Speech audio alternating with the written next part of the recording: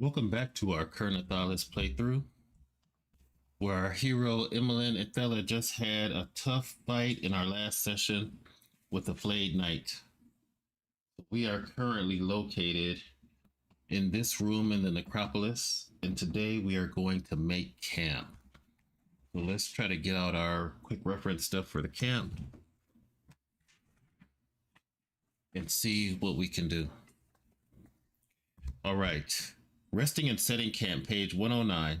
So it says taking a breather allows you to recover D10 toughness, 1 health, and reduce your exhaustion by 2. It reduces your light source by 5 and the tension die by 1 stage. We're not going to do that. We're going to do a camp check. Roll D20. A result of 10 plus means that everything's fine and you've rested safely. A failure triggers a roll on the encounter table and reduces all the benefits of camping by half. A camp check is only done once after you've done setting camp and completing all the activities you wanted to get done while in camp. All right, so after we do our camp activities, we have to roll a 10 or higher. If we don't roll a 10 or higher, we get an encounter. So let's see. Setting camp consumes 1 ration. Not having rations reduces all the benefits of camping by half. Round it down. All right, so Emelyn does not have any rations. So we have cooking supplies and crafting supplies, but no rations. So we're only going to get half from setting camp. So let's see. For each crafting supply spent reinforcing the place, you gain 1 exhaustion, but you can add 5 to the camp's check roll. All right, so we're going to want a barricade. We'll spend 3 crafting supplies to add plus 15. So let's see what we're going to do. We're going to barricade. So that's 3 crafting supplies plus 15. That's going to give us 3 exhaustion. So our exhaustion is at 5 right now. Then we are going to cook. For each cooking ingredient you spend, you gain 1 ration. Crafting any amount of ration causes you to gain 1 exhaustion and reduces the camp check roll by 1. So minus 1 to the camp check. Let's see, how many cooking supplies do we have? 5. Let's make 3 rations. So our exhaustion will be 6. We'll have 3 rations and we'll only have 2 cooking supplies left.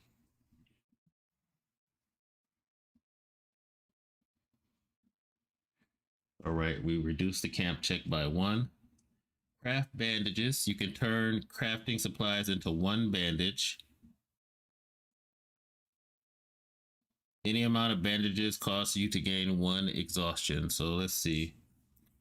Barricade. We spent 3 crafting supplies on the barricade, so we're down to 10. We'll spend 2 crafting supplies, so we'll be 8. We'll make 2 bandages. Is there a slot for bandages here? We'll put 2 bandages in our pouch.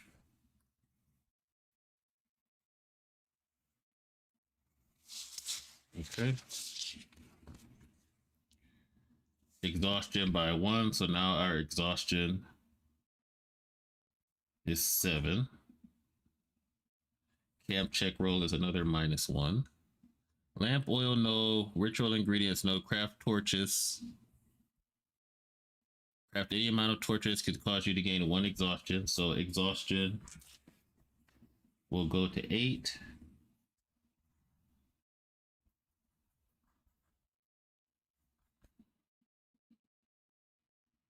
Reduce the camp check roll by 2.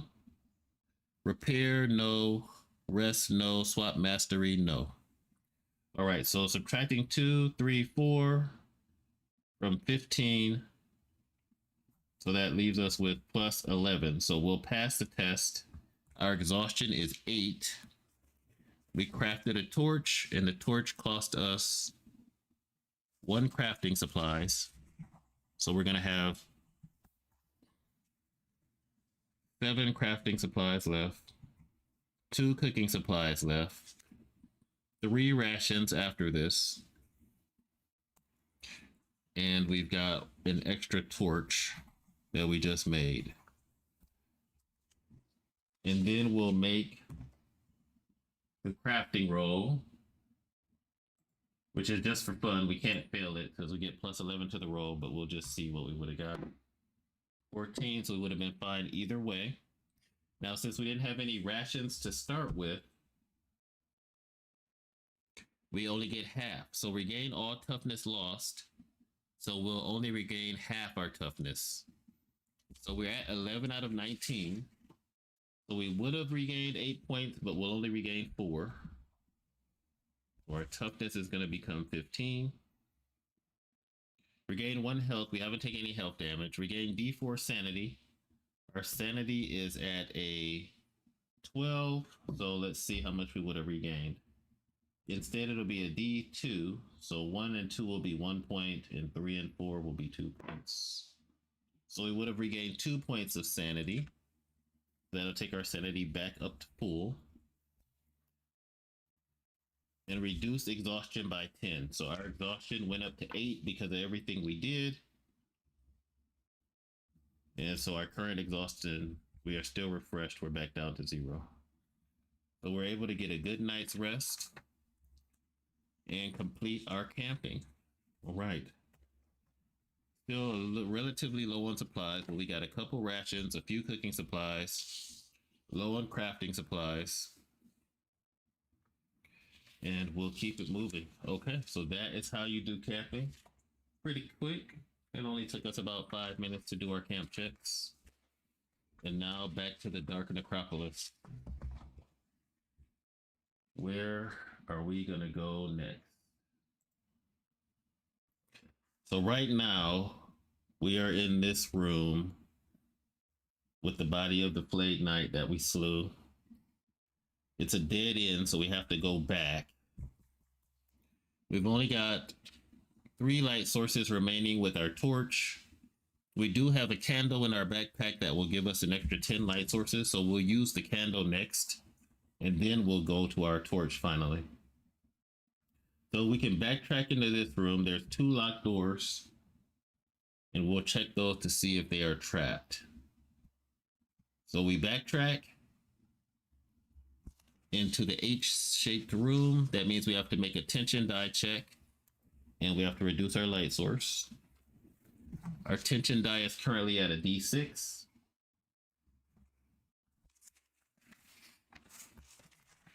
Let me switch these around so the map is on this side.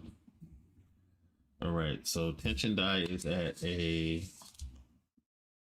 D6. We'll roll the tension die, 1 or 2. The darkness is getting stronger. 6, we're fine. All right, then we need to check a door. So we'll check this door to the south. Actually, let's check this one to the east and see. That's a D10 roll. 7 or higher is trapped. It is not trapped, but it is locked. So we'll have to try to break the door down. So our athletics is 10. So we have to roll a 10 or less. And every time we bang on the door, it makes noise. Or we can go all the way back up to this room and go through this door. Let's see, that would be 1 die check, 1 die check, go through. Maybe it's better to do that instead of dealing with the locked doors. Yeah, I think we'll do that. So we will move from here to here. We'll lose a light source. We'll make another tension check. Oh, tension die is down to a D4. So that means we are going to have a darkness roll pretty soon. Then we're going to move from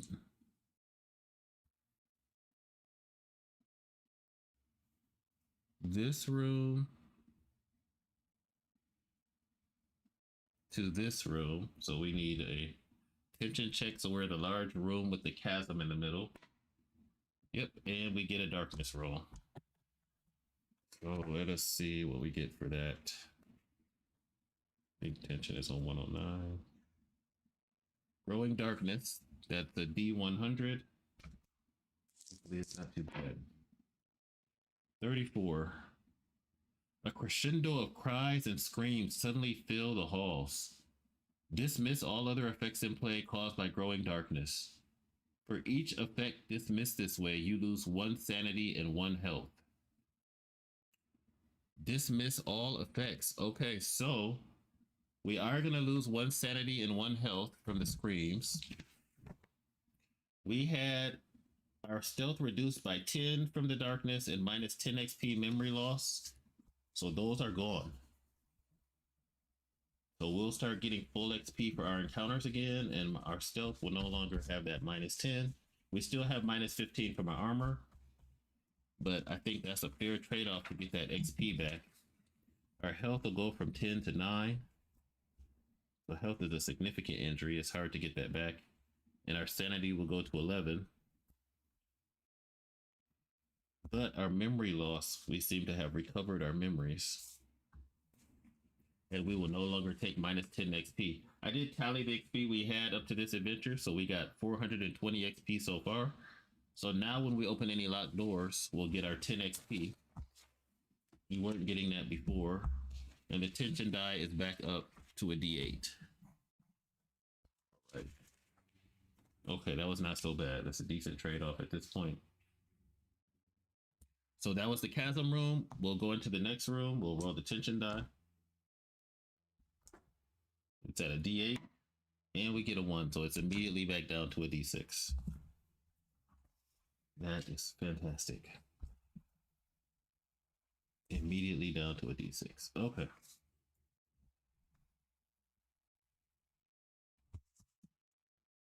But we're back where we want to be, so now we'll try to go through this door, and we'll see if it's trapped. So a 7 or higher is trapped. It is not trapped, and we lose another light source. So our light sources are completely gone. We will take out the candle. That'll give us 10 light sources. And we will walk into the next room. And let's see, where did I put the, oh, here we go. All right. 11. 11 is a corridor. So there is a long hallway extending from here.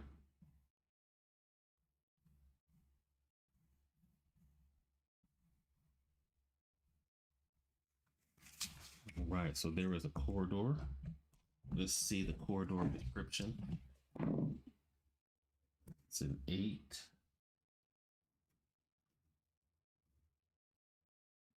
The air here is stale, and the sound of rats scurrying can be heard in the distance. And then we are going to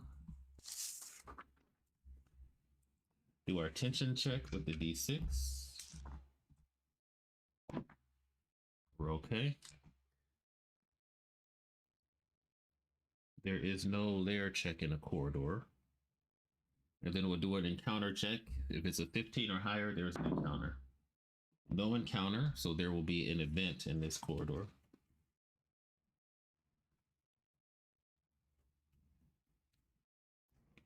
All right. Has it been that long since I've done an event? Let's see. Room description, events, page 95.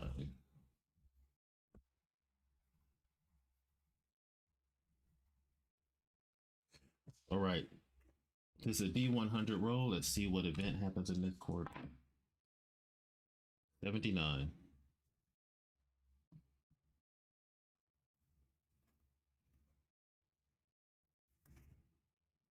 The room is covered in thick mud, and you immediately sink down to your knees. You must make an athletics check to cross it. For each time you fail, you gain 1 exhaustion. Oh, that sucks. I'm assuming this is going to go by the same add 20 every time you fail, and it's cumulative. So first check is plus 10. That is a fail. That's 1 point of exhaustion. Second check, we need a 30. That's a fail. That's 2 points. Third check, we need a 50, 27. So we trudge our way through the room. We take 3 points of exhaustion. We get to the door at the other end. We do a door check. Is it locked or unlocked? 12 or higher, it's closed. 20, it is closed. Is it trapped or not trapped? 7 or higher, 6, it's not trapped. So the door is locked, not trapped. We will try to bang the door down because there's not many other open areas for us to go to. So athletics, we need a 10 or less on our first attempt. 11. Wow, we missed it by 1. That's a critical success though. So let me check this. Oh, that reminds me for the camp roll. We were supposed to do our improvement skills while we were in camp. So we have bludgeoning and dodge. So we get to roll. So let me erase these. So for bludgeoning and dodge, we get to roll a D100. If we roll under our score, we get to add 1 to it. If we roll over our score, we get to add D4 to it. So let's do bludgeoning real quick. So we're looking for 60 or above. 62. So that means we succeeded. So we get to add a D4 to our skill. 2. So this will go from 60 to 62. And then for dodging, we need to roll a 30 or higher. To improve the skill, we got a 100, which is a critical. So I think I get to mark this off again, because regardless of failure or not, you get to do the thing. And then we get to roll a D4 to see how much it goes up by. Goes up by 4, so our dodge is 34. That's great. So next time we camp, we will do athletics and dodge. So sorry about that. I forgot to mention that before. So we just rolled a double on that roll. So we circled in dodge for another improvement. And then we rolled 11 for athletics. So we circled that in for an improvement. But that still was a failure. And we made a lot of noise. So we have to roll the tension die. 4, we're okay. Then we get to add plus 20 and we'll try to bang the door down again. 30 or less. 96. Nope. A lot of noise. We're okay. Try to bang the door down again. This time it's a 50 or less. 68. Nope. Make a lot of noise. 2. So it goes down to a D4. Tension die.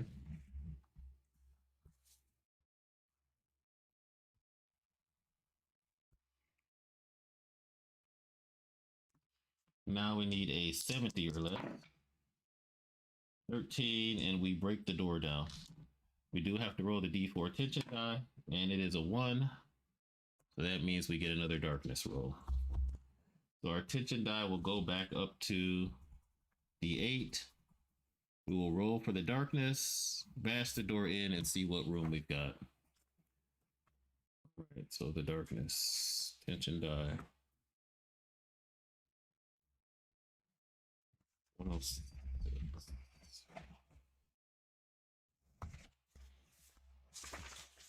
All right, growing darkness. This is on page 106. D100 roll. What's gonna happen? 94. This is bad. An inhuman voice screams, whispers, and yells. Somehow you know that's an overseer. Roll on the overseer influence table. All opponents from this domain benefit from this result. They also grant plus 10 XP. Okay. So the overseer is increasing the abilities of the creatures in here. We'll roll on the overseer table and see what they get.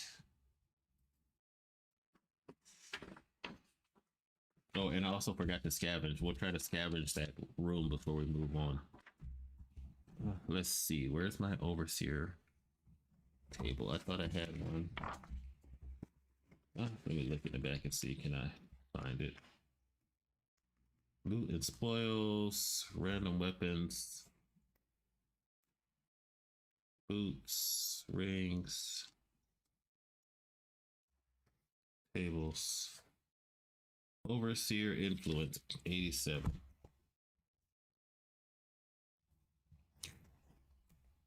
All right, so we'll roll the d10 and see what else they get. They already have penetrating to go through the armor. 6 resistant. They're resistant to 1 random type of damage. And we'll roll on the damage table on page 206. Just don't be bludgeoning. Please don't be bludgeoning. Damage type, that's a d20 roll. A 3. Arcane. All right, so the Overseer. Arcane magic, but get plus 10 XP. Notes, and it's perks. Overseer influence, okay. Resist, arcane. Plus 10 XP. And hopefully we'll remember that. All right, so before we bust this door down, let's go ahead and kind of scavenge real quick. 30 or less. And I think my scavenge went up, right? So it's like a 32 or less. No, my scavenge did not go up. Yep, so 30 or less. 77, that is not a success, but that will mark my scavenge for improvement. Then we open the door, we get 10 XP. Since we don't have memory loss problems, since we busted down the locked door. And let's see what room we got. 29. All right, so 29 is a square room with 1, 2, 3, 4, 5, 6, 7, 8 different exits. It doesn't look like we have room for 8 exits. So let's see, this will go over here.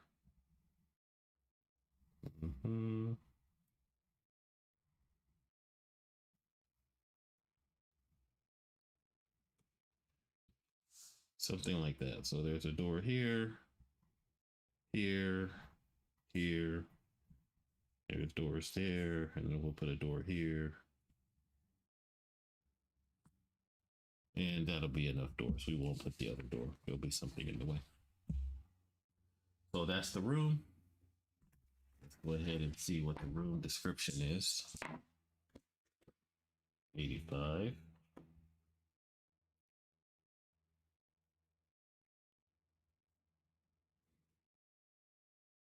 Sealed off for centuries, this room contains unspeakable horrors. No, that's 86. The walls are adorned with macabre paintings depicting brutal executions and violent sacrifices. Okay. Now let's go ahead and do our tension check. So we are at a D8, I believe, if I'm not mistaken. Yes, we're back to a D8 for tension. So tension check, 8, we're fine. Layer check, are we going to get closer to the Overseer? We are. So the Overseer, we are down to a D4. We are getting close to finding the Overseer. And then we are going to see -1 light source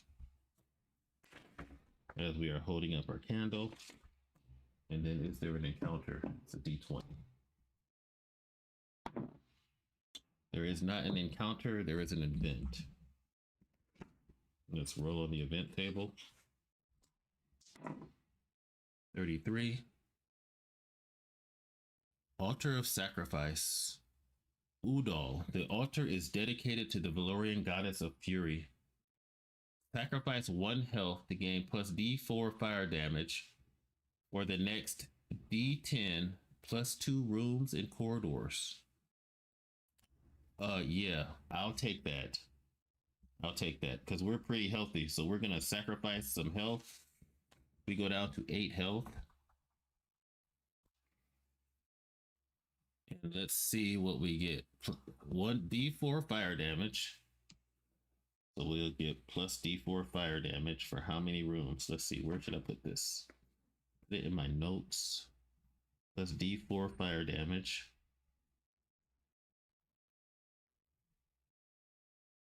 And we get it for the next D10 plus 2 rooms. Let's roll a D10. Come on, hopefully we get something good. So 3 rooms. 3 rooms. Room/corridors. Okay, so if maybe we find this overseer in the next 3 rooms, and then we'll be okay. So first thing we're gonna do is check the doors. So let's see if this door is locked. It is not locked. Let's see if it's trapped. 7 or higher. It is trapped. All right, so let's see. This one is trapped. Let's check this door real quick. Is it locked? It is not locked. I guess I could roll the lock and the trap roll at the same time. It is trapped. Of course. Let's check this one. 12 or higher. It's locked. It's not locked, but it's trapped. So all the doors in here are trapped. And then to the north, first room, this door is not locked or trapped. And then what about the one next to it? It is locked and trapped. And this little door behind us, which there's probably no room to go through, it is locked, but it is not trapped. So we're circling in the doors that are locked. Little T's for traps. So there's one where I don't see a trap. So we'll go that way. So let's head down into that room. Let's see what it is. 53. It's a dead-end star-shaped room. Might be a little hard for me to draw that star, but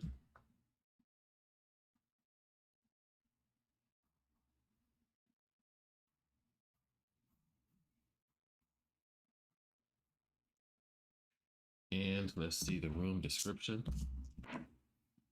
79.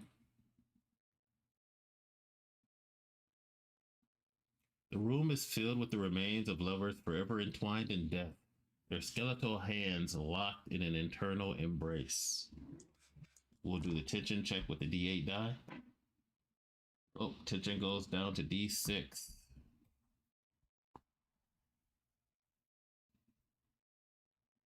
And then we will do the overseer check with a D4. All right, so we have found the lair of the overseer. And it is an infernal archon that dwells here. Right. This could be the final domain. So let's take a look at the infernal archon, because we did not. This is the overseer room.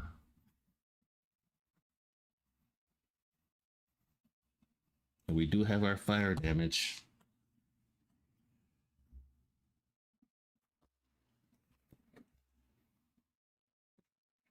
Infernal Archon. What is that?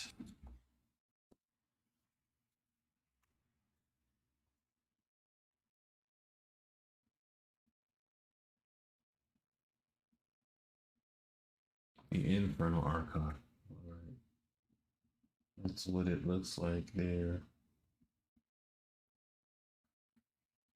The Infernal Archon's presence ignites the air, unleashing waves of scorching heat that sear the senses and smother hope.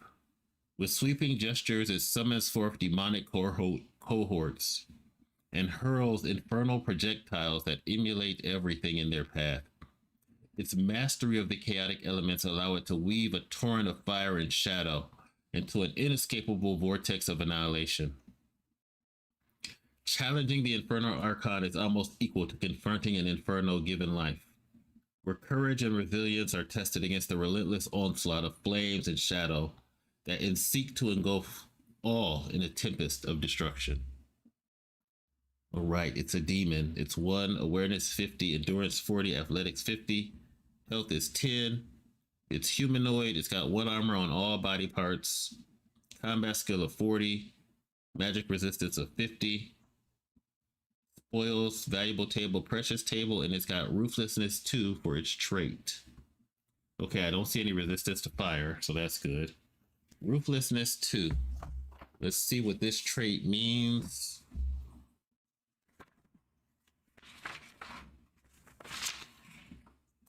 This is an overseer only trait that gives them a number of additional standard actions per round equal to the X value. So it gets 2 additional standard actions. So I guess that means it attacks 3 times? I'm assuming that means it attacks 3 times because it says additional. And it has ruthlessness 2. If you know, let me know in the comments. That's horrible. Okay. That's horrible. Now, we don't necessarily have to fight this now. We could come back and go explore. Or does Emelyn try to get out of this domain? Man, this is tough because I've got 2 magical items in my backpack that I don't know what they do. If I could just find a trader or something else. Okay. I think we start to fight him, and then if it gets too bad, we can flee. So Emelyn has Abyssal Reaver, 1 temp toughness per encounter. She's got Infernal Flame. We can do the Flaming Fist attack. We do have Mindbender to suppress spells. Looks like... Ugh.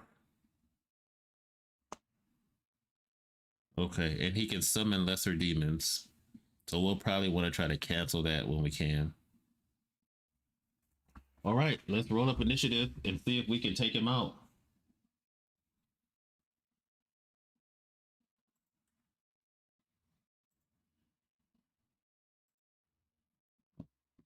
All right, so he is looking for a 50, and I am looking for a 50. If it's a tie and we both fail, I'm not sure what we do. Maybe reroll. So 6 for him, 47 for me. Mine is higher, so I'll go first. I'll get plus 30 to my roll, so I'll have 80. I don't know if the plus includes if I can go over 80 with the bonuses, but I'm gonna assume 80 is the highest. Let's see if it's 80 and you get plus 10 for going first, that would make it 90. I'm assuming 80 is the highest. If that's not right, if you can actually go over 80 with the initiative bonus, because it will be plus 30 for the first roll. But we are going to hit him with our Morning Star. Going to have the extra fire damage on it. We got a 79. You got a 95, so that's a hit for us.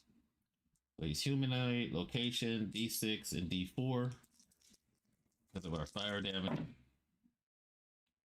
So 14, the 1 is nothing.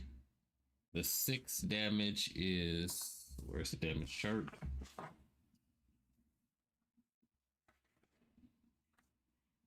Right, hit location. Humanoid. All right, so he gets hit in the right arm with the Morning Star. He takes 3 damage. So that'll be 2 damage because of his 1 armor. And then the fire doesn't do any damage to him because I only rolled a 1. So he's going to go from 10 life down to 8.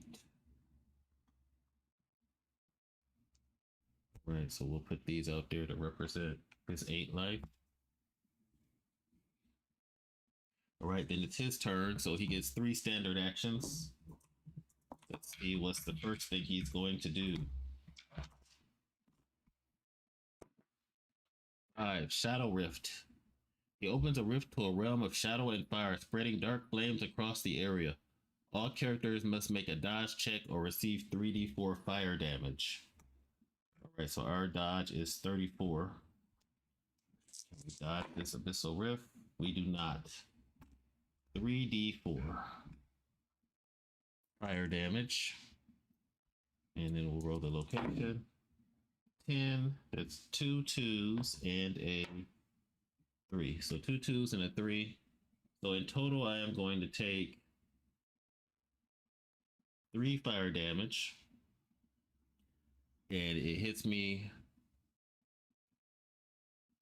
in the chest. So I do have armor there. The armor will absorb 2 damage. So I will take 1 damage.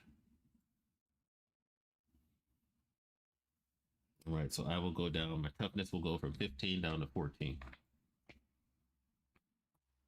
First attack. I am not sure if the Overseer's abilities apply to the Overseer as well. The Overseer effect, but I'm assuming that it does not, that it only applies to the other creatures. If that's wrong, let me know in the comments, please. Appreciate it. That was his first attack. Second attack. 3. Demonic Conjuration. He summons D4 lesser demons to aid in battle. I am going to use my Suppress Mind ability to not let him cast that. No spells for 1 round. It costs 5 Aether, so I have 5 left. He can make a magical resistance roll. His magical resistance is 50. So if he rolls under 50, he still summons it. 33. Of course he does. So it still summons. I'm assuming that's how you do it. That's another thing that I'm not 100% clear on, but if for some reason you can't try to cancel that, or if it just automatically happens, but I think he gets magical resistance. So he summons D4 lesser demons. They act immediately after it in initiative order, and only 4 can be present. So they've got 1 life, and they're going to activate, and they're restored by fire damage. So I don't want to use the fire damage on them. So let's see how many come out. I have a maximum of 4. 3 of them come out. So we got 3 lesser fire demons. This is bad. And then his last attack. 1. Infernal Eruption. He calls upon his mastery of fire, causing flames to erupt. Creatures must make a dodge check, taking 2d8 damage on a failed check or half as much damage on a successful one. All right, so let's try to dodge. 34 or less. 46, we don't dodge. We take 2d8 fire damage. Where's my other d8? 2d8 and where? We only have armor on 10 through 12. Ooh, 7 and 5. That's not good. All right, so we take it in. We get hit in the abdomen. And a 7 and a 5. That's 4 damage. So we go down from 15 down to 11. All right, then his lesser demons. They're going to attack.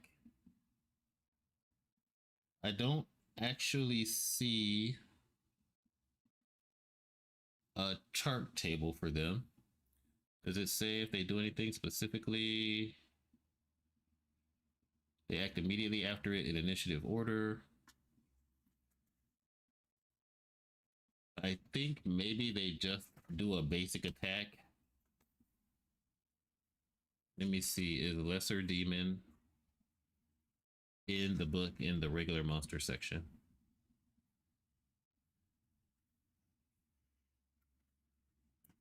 Hollow Stranger. Living Moss, Necropede, nope. So there's no roll table here. Their combat skill is 40, which would be 30. So I'm just gonna assume that they just do a basic attack, and it's a D6 attack. All right, so the first lesser demon, there's 3 of them. He needs to roll a 30 or less. 34 is a fail. 37 for me is a hit. So I will hit the first lesser demon back. Oh, no, I won't hit it back. I will dodge. So let me see what I get for my dodge roll. 2. Reduce your opponent's armor by 1 in one random location until the end of combat. It doesn't have any armor, so I'm assuming it just applies to this guy. The next one will attack me. Needs a 30. There's 3 of them. That's a fail. 11 for me is a success. And that is a crit on my combat. So I'm not sure if I do dodge or bludgeoning weapons. I think I do bludgeoning weapons. So I'm fighting against it.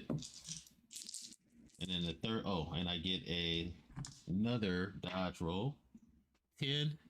Your next attack doesn't suffer the usual minus 30 to your attack skill when targeting a specific body part. All right, so we'll try to hit the Infernal Archon in the head next turn. And then the last one, 33 is a fail, 26 is a success for me. Another advantage, 7. You gain advantage on your next attack. Fantastic. So no minus 30, we gain advantage. And now it's our turn. So we are gonna try to hit. We got 72 for our bludgeoning weapons, Morningstar Fire. We're gonna hit it in the head. That's its weak spot. So we got a 61, which is a success. It got a 10, that's also a success, but ours is higher. So we'll hit, we'll do critical damage. So that's double. So 2d6 and 2d4. So here's our 2d6s and our 2d4s. It's got 1 armor on the head. We'll see what we do. 1. We need 2 6s and 2 4s. Wow. 2 1s. So this 1 will be 1 damage. That'll get blocked. Nothing. The 5 and the 3. So let's see. The 5 is 3 damage from my Morningstar. So that'd be 2 damage. And the 3 is 1 fire. Or wait a second. Do I add all these up? Do I add them up and then do the damage? I think I do. I think I add them up and then do the damage. So this will be 1. This will be 2. And this will be 5. Right? 5 damage. Minus 1 from the armor is 4 damage. Doubled is 8 damage. And 8 damage will kill this thing. So let's go to combat. Hold on, we gotta be sure. Maybe make sure, see if I'm doing that right. Let's see if we're doing that right. 65. Standard action, combat. I'm looking for damage. Looking for damage. Hit location and damage. Once it's clear, okay, every creature you encounter has a weak spot. Double damage, targeting body parts. I don't need to know about that. Okay, dealing damage. The damage dealt shows the amount of health toughness that must be subtracted from the creature suffering the damage. Anything that increases damage increases the damage die roll. After rolling, any damage modifiers are applied to the lowest die roll. Any type of attack or spell or trap must be rolled on damage dealt. Roll damage and compare the results of each die to the damage table.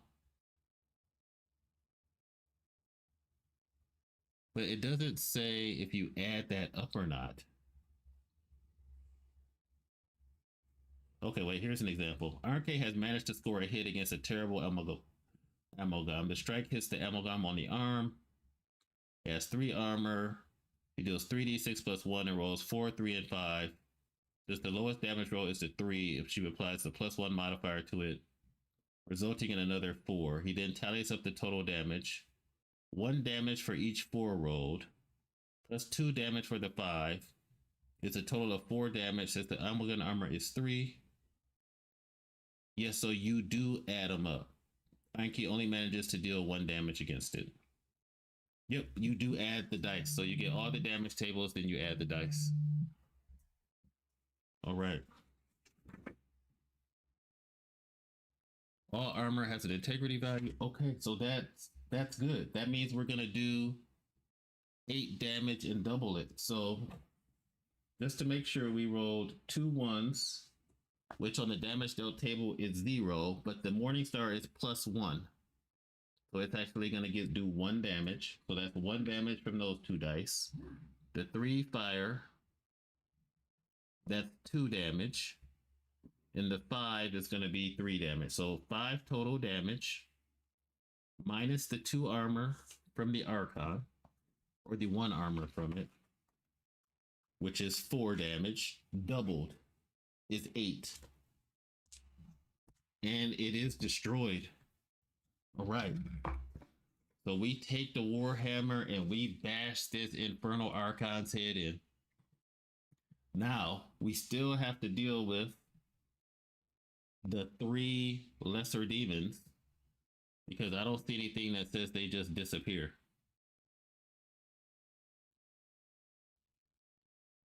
Okay, so we'll try to take out the 3 lesser demons. If I'm wrong and they just disappear, let me know. Or if we did something wrong, I'd appreciate any feedback on that. All right. We strike it down with a mighty blow with our fire encrusted Archon blade. Next up, the 3 lesser demons are going to go. They're looking for 30s. 24 is a success. 63 is a fail for me. So it hits me. The first one hits me for D6 damage. 9 and 6. So it is going to hit me in the abdomen again for 2 points of damage. That's going to take me down to 12 toughness. The second one is going to attack me. 80 is a fail. 79 is a fail. The third one is going to attack me. 36 is a fail. 13 is a success. I get a defensive move of 10. I can hit the next one in the head and do double damage. They don't have any armor though, so I can do that for free. My next attack doesn't suffer the usual -30 modifier. Then it's my turn. I'll attack the demon. I got a 12. They got a 35. Because of my -10 Mindbender skill, that's a fail for them. A success for me. D6 plus D4 damage, which should kill it no matter where. Yep. So 9, that's enough damage. So 1 is dead. So there's 2 left. Next one will attack me. 97 is a fail. 53 is a success. I get a defensive move. I get to aim for the head for free on that one. The last one attacks me. 92 is a fail. 77 is a fail. So I'll just dodge. I'll attack the next one. I need 72 or less. 56 is a hit. 67 is a fail. I'll hit it in the head. D6, D4. 3, yep, that's enough damage. Second one is dead. There's 1 left. It attacks me. 100, that's a critical fail. 49 is a success. A 2 on my defensive move. Reduce the armor by 1. It doesn't have any armor. I'll try to hit it. I need 62. 37 is a hit. We'll do damage and hit location. 3 and 17. It's a humanoid. I hit it in the right arm, go right through it, and I have defeated all of the creatures. All right. So let's get some XP.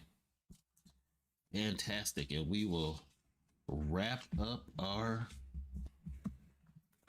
playthrough. So the Overseer Infernal Archon has been defeated. You get 200 XP for that. We defeated 3 lesser demons, 40, 80, that's 120 for that. I'm assuming you get XP for these guys? We break out in a sweat. So let's see, 0, 2, 2, 3. So that's 420 XP in total. That's going to take our total XP up to 840. You need 1,000 to level up. And for spoils, we get 1 roll on the valuable table, 1 roll on the precious table. Lesser demons don't have any spoils. All right, so valuable table roll. Valuable items and precious items. So valuable items is a D20. That is a 1. So we got a random potion. And then precious items, let's see, 13. That is a magic item. So a random potion. For a potion, we have to make a medicine check to see if we know what it is. So our medicine is 20. 52, we don't know what it is. So in our gear, we are just going to put random potion. This is the second potion that we have found, and we don't know what it is. All right, so we've got a potion in our pouch with a question mark, and we will add another potion with a question mark. And then we will roll the magic item up, which we also don't know what it is. So we'll just go to the items table, see what kind of item it is.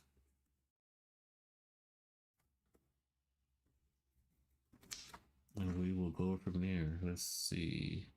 Items. Item is a D8 roll.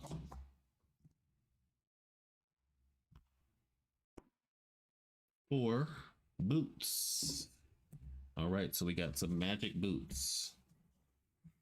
And until we find, oh, we got 2 pairs of magic boots. So we got magic boots from before, and then we got another pair of magic boots. So we can hold 10 items. We still have room because we found a pouch. We'll call this magic boots 2. Right, and then we will scavenge. Need a 30 or less to scavenge. 25. Okay, we successfully scavenged. And we will make a scavenge roll.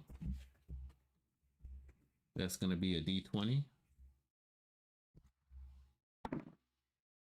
14. You find D4 cooking supplies. All right, we need that. That is a 2, so Emelyn gets 2 more cooking supplies. Cooking supplies go up to 4. And then we recover D4 toughness plus 1 for the encounter from our Abyssal Reaver. So we recover 5 toughness. That takes us from 12 up to 17. That's 1 room down. Our fire infused Morning Star will last us for 2 more rooms. That's 2 rooms. Okay, fantastic. I think that's it. We have completed our first domain. And the only thing that I'm not sure, if anybody knows and wants to let me know in the comments, after you defeat the first domain, do we have to do a domain exit die? Is that what we do, or is the next room immediately the next domain? Let's see, doors and containers, tension die. I see tension die on 106. Is there a layer die? Let me look up 106 real quick before we wrap up. All right, the tension die always starts at D8, growing darkness, resting, potions, overseer. Is there anything about that? 165 is overseer. Is there anything about the die on that page? As described on page 86 when you first step into a new domain. Let's check out page 86. Mapping domains. Layer check. Once the overseer's lair has been located, the layer check is no longer needed.